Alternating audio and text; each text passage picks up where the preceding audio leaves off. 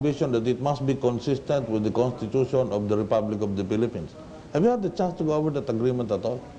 That was about maybe 15 years ago or 20 years ago when I was a young lawyer. Yes. Okay, we'll take a break for a few reminders and then come back to Dr. Miriam Defensor Santiago live.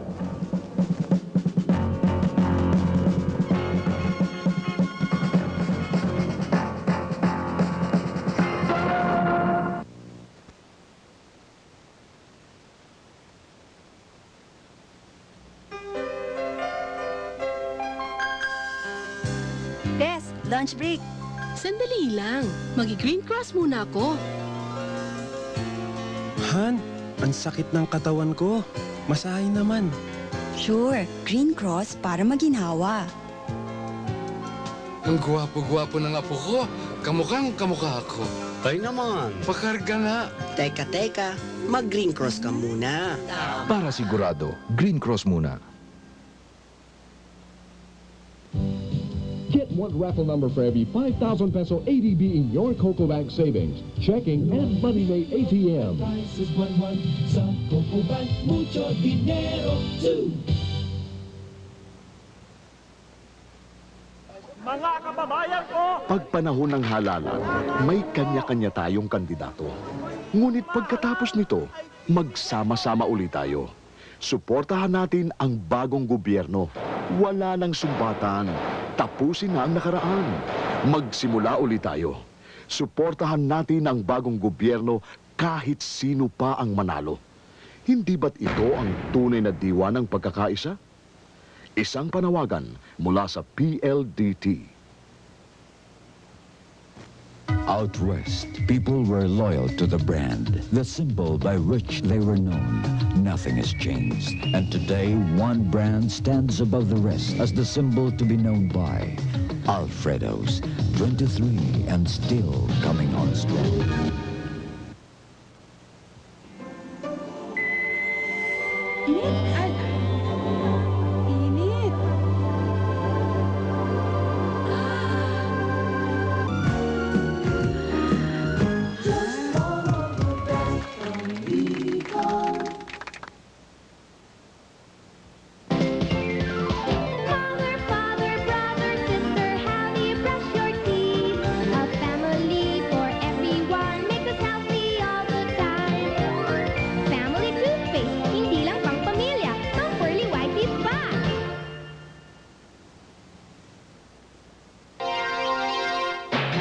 Philcom activates its international telephone gateway.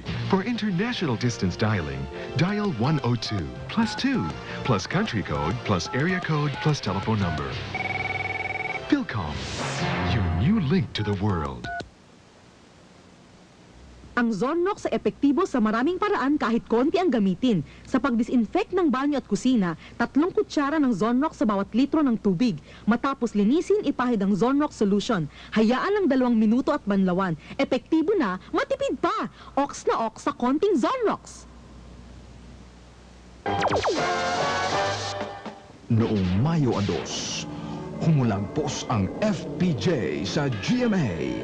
At bago matapos ang buwang ito, dito pa rin sa GMA Rainbow Satellite Network, magdadagsahan ang mga higanteng artista sa kanilang naglalakihang pelikula sa kapanapanabik na Viva Cinerama.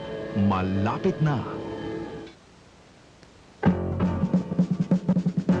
Okay, we're getting a lot of calls here, but I think some calls of support you might be interested in. Herbert Buena, Makati. Isa po akong tagahanga ninyo. The whole youth organizations of Makati supported you, and up to now we're having a vigil. More power to you, and we're praying that you will win.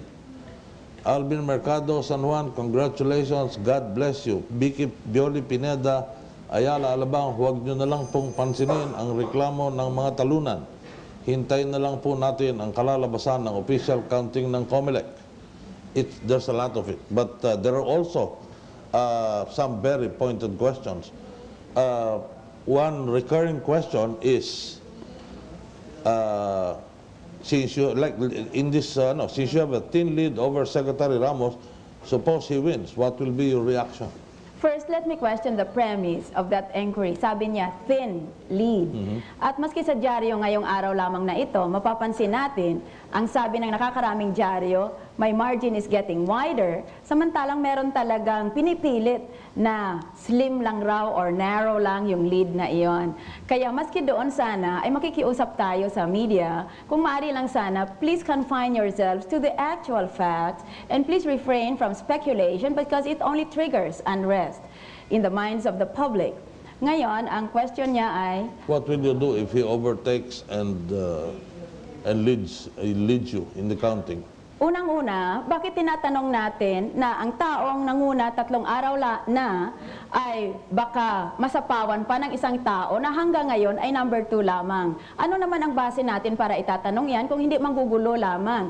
Dahil in the natural order of events, a person who has been number 1 for 3 consecutive days and not only number 1 in the days of the actual electoral tabulation but has been number 1 in all the presidential surveys for over 2 years.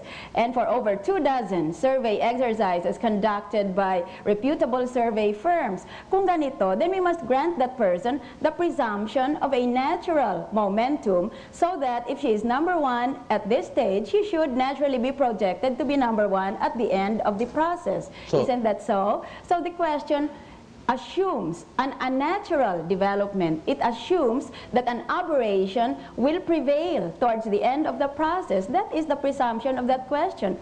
Eh, ang isang tao pala, 2 taon na, buong kampanya, at itong buong panahon ng pagbibilang ay palaging number 1. Eh, bakit pa tayo nag-iisip na itong magiging number 2 ay baka siya ang manalo? Kaya maliwanag na yung mga nagtatanong na iyon ay nag-iisip na lang talaga ng gulo. Pero ganun pa man, sasagutin natin para lamang maliwanagan. Ano raw ang gagawin ko kung mangyayari iyan? Unang-una, magugulat ako. Kamukha lang ng mga 25 Pilipino na nagboto nung Lunes. Magugulat silang lahat dahil maski pa inot-inot ngayon ang lumalabas na resulta, maliwanag na pare-pareho. Talagang nakikita natin na ang gusto pala ng tao ay reforma sa gobyerno at ang gusto pala nilang kandidato ay yung nagiging number 1 itong 3 araw na ito. Kaya kung sa ultima ora ay may lalabas bigla na balita na ibang tao ang nanalo, lahat ng Pilipino ay magugulat. At normally, ang tao pag nagulat siya is already subject to the passions, the intense passions of the moment and might become emotional. So as much as possible, we must keep these exercises cerebral. We must not descend to the level of the visceral, which is what some sectors are apparently trying to do with all their baseless speculations at this point. Ngayon, kung mangyayari iyon, nakakapagtaka dahil sa buong karanasan ng bansang Pilipinas, hindi pa nangyari ng isang kandidatong pagkapresidente na sa unang 3 araw ng bilangan ay nangunguna, 3 araw buo iyon, ay nasapawan pa ng isang kalaban niya. Hindi pa nangyari yan sa buong kasaysayan ng ating bansa. Noon pang napakabagal ng ating means of communication na hindi natin nakukuha kagad ang resulta galing sa iba't ibang mga puok ng ating bansa, eh ngayon pa kaya na meron na tayong high-tech means of communication and transportation na madali na nating malalaman. Kung mangyari man iyon, titingnan natin kung anong sasabihin ng mga nakakaukol na mga opisina sa gobyerno, unang-una na ang Commission on Elections. Kung sabihin nila na mukhang maayos naman, eh ba't hindi natin tanggapin iyan kung yan ang talagang gusto ng sambayanan? Pero kung halimbawa, ayon lamang sa ating batas, lalong-lalo na yung prinsipyo na sinasabi ng Korte Suprema, the principle of statistical improbability. If applying that as a rule of thumb, then that development, which is speculated upon by the person who raised the question, comes forward, it might possibly not be acceptable to the Filipino people. Okay, we'll switch to programs because there are so many. By the way, have you gotten reports on slow canvassing? Because, you know, on our DCRH, we've been getting complaints about slow canvassing. Have your leaders said anything about this kind of slow canvassing process in the province?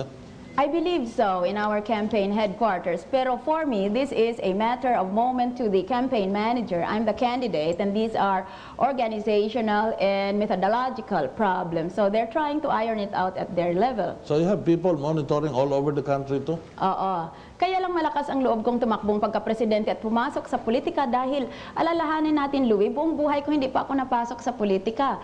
At nung